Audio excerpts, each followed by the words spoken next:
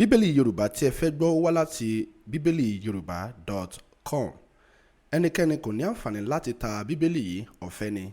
Ẹ sì lè fún ọ̀pọ̀lọpọ̀ àwọn ènìyàn tó bá fẹ́ gbọ́ bíbélì ní ọ̀fẹ́. Orin Dafidi orí 7. Olúwa Ọlọ́run mi, ìwọ ni mo gbẹ́kẹ̀ mi lé.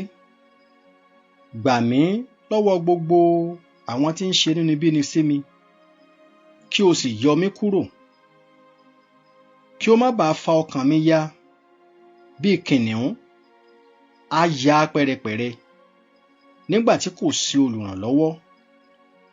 Olúwa Ọlọ́run mi, bí mo bá ṣe èyí, bí ẹ̀ṣẹ̀ bá ń bẹ lé ọwọ́ mi,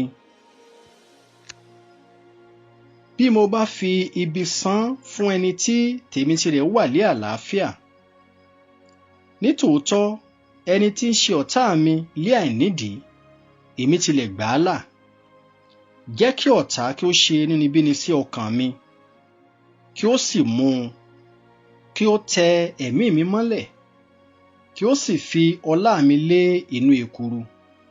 Dìde, Olúwa, ní ìbínú rẹ, gbé ara rẹ sókè nítorí káàánú àwọn ọ̀tá mi. Kí ìwọ kí ó sì jí fún mi sí ìdájọ́ tí ìwọ ti pa lé àṣẹ. Bẹ́ẹ̀ ni ìjọ àwọn ènìyàn yóò yí ọ káàkiri. Ǹjẹ́ nítorí wọn ìwọ padà sí òkè? Olúwa yóò ṣe ìdájọ́ àwọn ènìyàn. Olúwa ṣe ìdájọ́ mi gẹ́gẹ́ bí òdodo mi àti gẹ́gẹ́ bí ìwà títọ́ inú mi. Jẹ́ kí ìwà búburú àwọn ènìyàn búburú kí ó dé òpin, ṣùgbọ́n mú olótìítọ́ dúró, nítorí tí Ọlọ́run olódodo lé ó ń dán àyà àti inú wò. Ààbò mi ń bẹ lọ́dọ̀ Ọlọ́run tí ó ń ṣe ìgbàlà olótìítọ́ lé àyà. Ọlọ́run lé onídàájọ́ òdodo. Ọlọ́run sì ń bínú sí ènìyàn búburú lójoojúmọ́.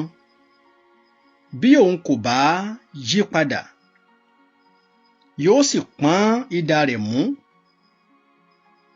Ó ti fa ọrùn rẹ̀ léná, ó ti múra rẹ̀ sílẹ̀. Ó sì ti pèsè èèlò ikú sílẹ̀ fún un. Ó ti ṣe àwọn ọfà rẹ̀ ní oníná. Kíyèsí, ó ń rọbí ẹ̀ṣẹ̀, ó sì lóyún ìwà ìkà, ó sì bí èké jáde. Ó ti wá ọ̀fìn, ó gbẹ́ ẹ, ó sì bọ́ sínú ihò tí òun náà wà. Ìwà ìkà rẹ̀ yóò sì padà sí orí ara rẹ̀, àti ìwà agbára rẹ̀ yóò sì sọ̀kalẹ̀ bọ́ sí àtàrí ara rẹ̀.